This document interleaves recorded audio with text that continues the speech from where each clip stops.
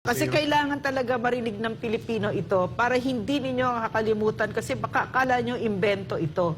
No, nung kami ay nakaupo dyan at kakain kami at uupo kami kasama si President Duterte, sasabihin niya ganito, yan lang yung ulam natin. Meron tayong piniritong isda, may miswa tayo, meron tayong, iniisa-isa niya, meron tayong prutas, may dessert, may kanin.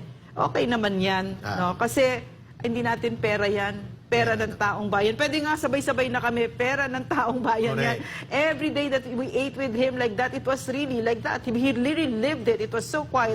And let me tell you the difference. When I went back to Malacanang, under this president, I was so shocked at what I saw. There was a buffet spread with steak and lobsters in the middle of the day.